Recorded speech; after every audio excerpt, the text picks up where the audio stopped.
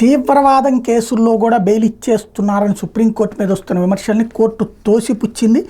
తప్పేం లేదని వాదించింది.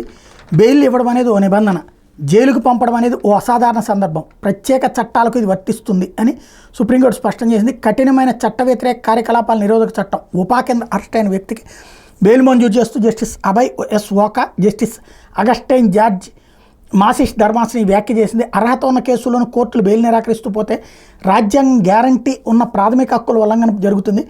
ప్రాసిక్యూషన్ చేసిన ఆరోపణలు ఎంత తీవ్రమైనా కావచ్చు, బెయిల్పై చట్ట ప్రకారం నిర్ణయం తీసుకోవాల్సిన విధి కోర్టులది అని స్పష్టం చేసింది. ఉపా చట్టం ప్రకారం ఆరోపణలు ఎదుర్కొన్న బీహార్కి చెందిన జలాలుద్దీన్ ఖాన్కి బెయిల్ మంజూరు చేస్తూ వ్యాఖ్యలు చేసింది. తన ఇంటిపై అంతస్తుని నిషేధిత PFI సంస్థ సభ్యులకి అధికిచ్చారంటూ NIA జలాలుద్దీన్ మీద కేసు పెట్టింది. 2022 జూలైలో ప్రధాని మోడీ పర్యటనలో అల్లలు సృష్టించేందుకు ప్రయత్నిస్తున్నట్టు పోలీసులు జలాలుద్దీన్ ఇంట్లో సోదాలు చేశారు. అనంతరం NIA దర్యాప్తు చేపట్టింది.